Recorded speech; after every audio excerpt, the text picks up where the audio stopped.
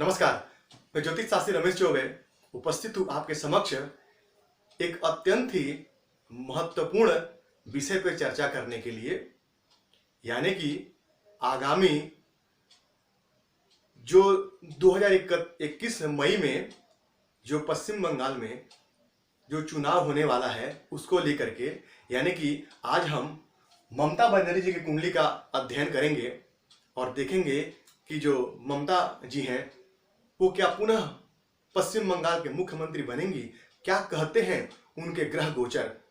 जैसा कि मैंने अपने पिछली वीडियो में बताया था आपको कि कौन बनेगा बिहार का मुख्यमंत्री, और मैंने नीतीश जी के बारे में उसमें जानकारी दी थी कि वही बनेंगे। और आप देख सकते हैं कि आज बिहार में पुनः नीतीश जी की ही सरकार है।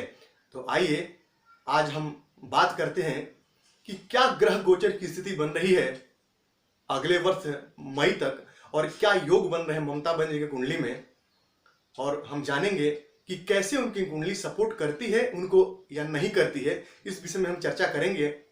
मैं आपको एक बात और बताना चाहूंगा कि मैं किसी पार्टी विशेष के पक्ष में बिल्कुल नहीं हूं। ये सिर्फ एक गोचर और ग्रह से संबंधित, जो ग्रह गोचर से संबंधित जो एक बात है वही आपके समक्ष रखा हूं। मैं किसी पार्टी विशेष को लेकर के कोई बात नहीं करता हूं। मैं एक ज्योतिषी हूं और मेरा काम जो है प्रेडिक्शन करना, तो मैं प्रेडिक्शन करके और भविष्य कथन करने के पक्ष में हूं, न किसी पार्टी विशेष के पक्ष में हूं। तो आइए चर्चा करते हैं। तो सबसे पहले मैं आपको बताऊंगा इनका डेट ऑफ बर्थ क्या है। जो नेट से मुझे डेट ऑफ बर्थ मिला है वो है 5 जनवरी 1955। जन्म का समय इनका 12 बजे दिन में, और जन्म स्थान है कोलकाता, वेस्ट बंगाल यानी कि पश्चिम बंगाल। अब आइए, इनकी जो कुंडली बनती है वो मेष लगन की कुंडली बनती है, मंगल से संबंधित लगन है। और हम सबसे मुख्य बिंदु पे आते हैं। सबसे पहले देखा जाता है कि लग्नेश की क्या स्थिति है। तो इनका लग्नेश जाके कुंडली के एकादश भाव में बैठे हैं। अत्यंत श्रेष्ठ। एकादश भाव में कोई भी ग्रह यदि जाके बैठता है तो निस्संदेह अच्छा फल देने के लिए बाध्य होता ही होता है। अब मैं कोई एक बात और बता दूं कि हम चौथे भाव से जनता के प्रेम का विचार करते हैं कि जनता आपको कितना प्रेम करती है। तो यहां पे कुंडली के चौथे भाव में देवगुरु बृहस्पति बैठे हैं। और कैसे बैठे हैं, तो यहां बृहस्पति जो है वो उच्च के होकर के बैठे हुए हैं। और ज्योतिष का एक बड़ा ही मूलभूत सिद्धांत है कि कोई ग्रह यदि किसी भाव में उच्च का बैठे और उस ग्रह का स्वामी भी यदि जाके और उच्च का बैठ जाए तो उस भाव में अत्यंत वृद्धि मानी जाती है। तो यहाँ पे चौथे भाव के स्वामी चंद्रमा बनते हैं, वो जाकर के वृषभ राशि में उच्च के होके बैठे हैं। और साथ ही चौथे भाव में यहाँ पे देवगुरु बृहस्पति भी उच्च के होके बैठे हैं। और एक और सूत्र लागू होता है क्या, भावात भावम। भावात भावम के हिसाब से भाव को देखना, यानी कि चौथे से चौथा, यानी कि 1, 2, 3 और 4। और मैं आपको बता दूं कि यहां चौथे भाव में शनिदेव बैठे हैं। कैसे, उच्च के होकर के। तो चौथे भाव में भी और सप्तम भाव में ही, दोनों भाव में उच्च के ग्रह यहां पे बैठे हुए हैं। ये बड़ा ही श्रेष्ठ है। एक और बात मैं आपको बताऊं कि इनके कुंडली में ये जो आप देख रहे हैं इसको हंस महापुरुष योग और इसको बोलते हैं सस महापुरुष योग। सप्तम भाव में शनिदेव को कारकत्व प्रदान है। शनि सप्तम भाव में जो वो दिग्बली हो जाते हैं, क्षमा कीजिए, कारकत्व तो नहीं, दिग्बली हो जाते हैं। और उच्च के यदि बैठ जाएं तो फिर सोने में सुहागा, फिर कहने की बात ही नहीं है।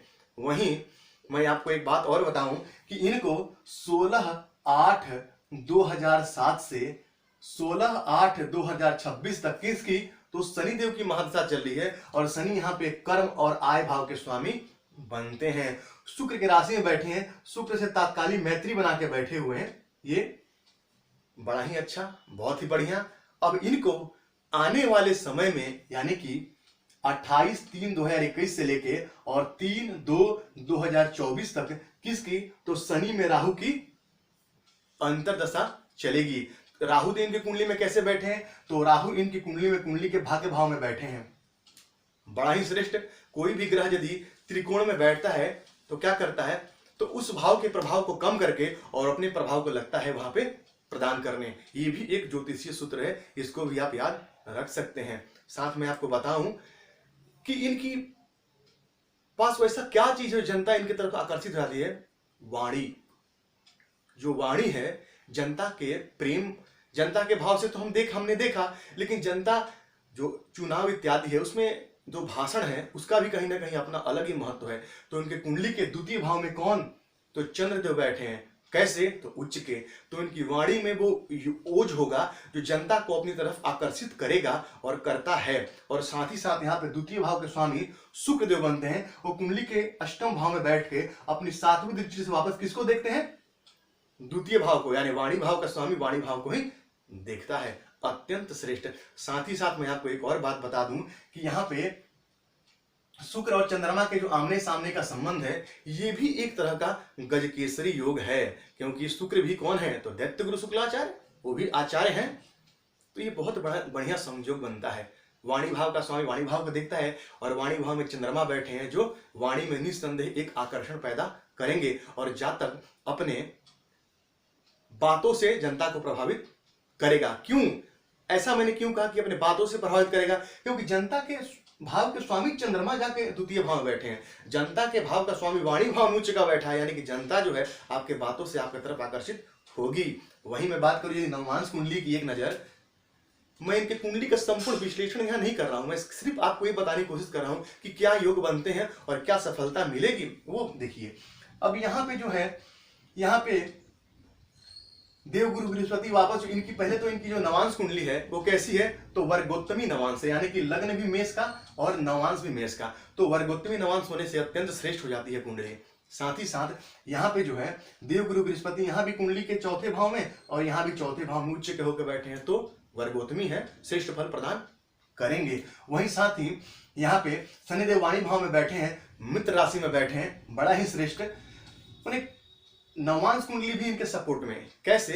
तो लग्न के मालिक यहाँ पे मंगल जाके पराक्रम में भाव में बैठे हैं, जातक जो है वो पराक्रमी निस्संदेह होगा। अब हम इनके गोचर की बात कर लेते हैं। मैंने जो आपके पास जो गोचर जो बनाया हुआ है, ये गोचर मैंने आने वाले मई के महीने तक का मैंने आपके सामने गोचर प्रस्तुत किया हुआ है। उस समय गोचर क्या इनके सपोर्ट में है, तो आइए देखते हैं। तो देखिए यहाँ जो दसम भाव के स्वामी जो हैं शनिदेव, वो दसम भाव में ही बैठे हुए हैं जो अत्यंत ही श्रेष्ठ हैं। और मैंने आपको बताया है क्या कि शनि और राहु राजनीति के बेताज बादशाह हैं। राहु और यदि शनि का सपोर्ट मिल गया, यदि जैसे कि मैंने नीतीश जी के कुंडली में भी यही बताया था कि राहु का अंतर चल रहा है, और मैं आपको बताऊं कि यहाँ भी शनि में राहु का अंतर, और साथ ही साथ ये जो समय है 28 मार्च 2021 से लेकर के 21/9/2021 तक, यहाँ पे शनि में राहु का अंतर और राहु का ही प्रत्यंतर, तो पूछना ही नहीं है। गोचर कुंडली में राहु इनके कुंडली के द्वितीय भाव का फल प्रदान करेंगे जो वाणी का घर है। साथ ही वहां पे वाणी के कारक बुधदेव बैठे हैं जो अत्यंत ही श्रेष्ठ, और साथ ही साथ शुक्रदेव भी वहीं पे बैठे हैं वाणी भाव के स्वामी होके। बड़ा ही श्रेष्ठ गोचर। शनिदेव दसम भाव में बैठ के राजनीति के कारक माने जाते हैं, श्रेष्ठ फल प्रदान करेंगे और अपनी सातवीं दृष्टि से जनता के भाव को देखेंगे, बहुत बढ़िया। और साथ ही साथ अपनी 10वीं दृष्टि से सप्तम भाव को देखेंगे, यानी कि भावात भावम, दोनों को ही, चौथे भाव को भी और सप्तम भाव को ही, दोनों भाव को शनिदेव जो है वो देखेंगे और श्रेष्ठ फल प्रदान करेंगे। साथ ही साथ यहाँ पे मंगल जो है वो पराक्रम भाव में गोचर करेंगे उस समय, यानी कि जातक का पराक्रम बढ़ा रहेगा। बहुत ही श्रेष्ठ ये जो ज्योतिषीय जो घटनाएं इनके साथ होंगी, बड़ा श्रेष्ठ होगी। तो आइए मेन मुद्दे पे आ जाता हूं और मैं आपको बताता हूं कि आने वाले 2021 में ममता बनर्जी जी के कुंडली का ग्रह गोचर अत्यंत श्रेष्ठ है, और ये ज्योतिषीय गणना कहती है कि पुनः ये पश्चिम बंगाल की मुख्यमंत्री बनेंगी, इसमें कोई संदेह नहीं है। यानी निस्संदेह ये पश्चिम बंगाल की मुख्यमंत्री दोबारा बनेंगी और जरूर बनेंगी। ये मेरा ज्योतिषीय प्रेडिक्शन एक आपके समक्ष छोटा सा रहा है कि ये पुनः मुख्यमंत्री वहां की बनेंगी। यकीन है आपको पसंद आएगा, और आने वाले दिनों में आपके समक्ष जो भी मैंने बातें बताई वो आपके सामने आएगी। तो आपका दिन मंगलमय, इसी मंगल कामना के साथ आप मेरे चैनल को सब्सक्राइब कीजिए, लाइक कीजिए। आज के लिए इतना ही। नमस्कार।